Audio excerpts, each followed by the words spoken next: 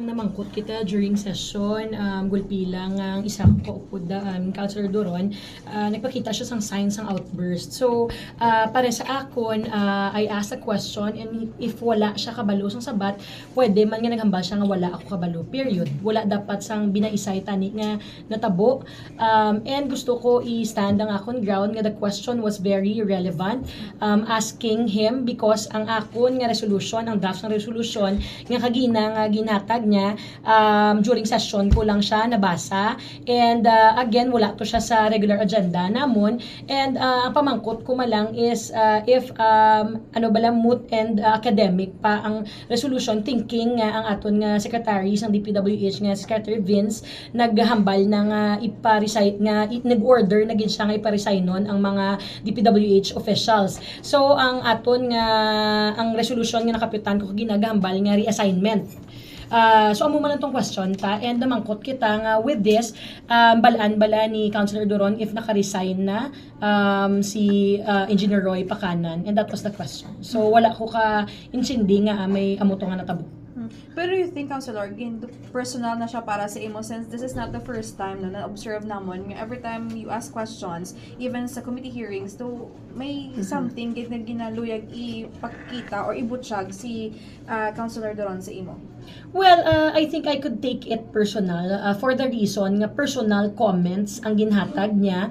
Ako address gid ako sa aton nga presiding officer and second ang tanan nga ginastorya ko always ara man ako sa committee hearing, ara man ako sa session is all about our work. Ang pamangkot ko relevant sa ordinansa and ang iyaya kagina may ara siya sang mga personal comments about me nga matuon ako kuno or ako kuno personal nga mamangkot sa kay Engineer Roy Pacanan ko naka-resign na siya. Well, he is the proponent of the resolution and siya dapat mismo ya ang naglantaw kung natabo ini and again wala sang malain kung mangkuton mo ang isa nga ang proponent. Kay ti ubra ko na bilang isa ka konsihal nga hindi lang daya mag-uo dayon kundi make sure ko nga tanan nga resolution kag tanan nga ordinansa ara sa tsakto kay pati kami gasabat man kami sini once nga yes kami sa isa ka resolution tanan kami accountable. So I think hindi niya nga pag-object mo or ginapadugay mo ang I think this is proper because dili kita gapadulong sa ginatawag naton kag gina-advocate naton tanan nga accountability. Councilor, are you hoping mga ikapasensya si Councilor Doron even though nga naghambal na siya hindi siya mag-sorry? Well, para sa akon iyan na ako mangayo sa pasensya or hindi. But then again, I hope nga ang amuni nga mga happening sa City Council hindi magsigi-sigi because what I've heard kagina sa session normal lang ni kuno. Hindi ni siya actually normal. Let's not make this as a normal nga may mga amuni nga sabtanay may ara sang pwede ko to siya matake gid nga pag-insulto ang natabo but then again hindi ko ya mapahipos no matter how he feels about the questions nga ginapamangkot ko sigihon ko ya gyapon ng obra ko and that is to make sure nga tanan nga solusyon da nga magwa tsakto. Pero na-insultuhan kayo? Ma'am nga resign or transfer si Pacanan?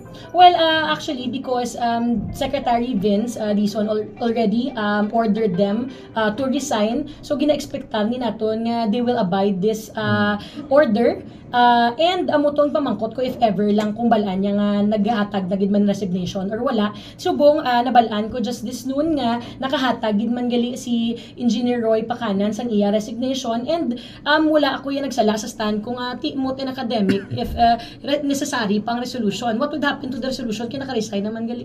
No, pero before maging pamangkot ini sa kay Councilor Doron, may iliga ka na nga may ara ako para sa akon ginalantaw ko nga mano siya ibali gina-expect ko. Okay. But with the mga balka nga balaan ko kung naka-resign na siya or wala ako kabalo thinking subong ginapangayo ko man gani kung may ara na bala copy wala ako di may na-receive nga copy kung sang resignation niya or kung na-receive na. Pero Councilor kagina sa natabo na insultuhan kagid? Well, para sa akon and again questioning balon mo ko nga matuon ako or dapat ako masabat sa mismo sa pamangkot ko. I think that's an unbecoming lalo nagikundra kami sa session. Again, no matter how he feels about me personally, dapat ma-abide lang kami sa rules and magrespetuhanay kami. Ano Councilor, Ano plano mo? Well, para sa akon, I think, again, ipalabot ko ni sa amon nga presiding officer and ang yun ko man ang mga fellow councilors ko to visit the IRP that we have, ang amon nga internal rules and procedures bala, para hindi na ni magsigi-sigi or hindi ni maliwat ang mga amon nga insidente. Councilor, reaction mo sa pagtawag ni Councilor Duron irrelevant yung mga question. Well, he has to point out what's irrelevant in my question. Because ang ako niya nakita, kung di sila kabalo sa sabat, irrelevant na din ang question ko. So, if he says nga irrelevant, how? Paano? I-prove niya yung irrelevant ang question ko. He could have pwede siya nag-point of order sa tani kagina. Pero to get things straight, Councilor, nag-review kaya antes sunod sa session hall? Well, yes, actually, ang amon nga mga agenda, gaabot na siya sa amon, either Monday afternoon or Tuesday morning. Dapat gani, it should be given to us, ginagaan, pag kami more time, amo maning isa sa mga isa-suggest ko da sa amon nga internal rules,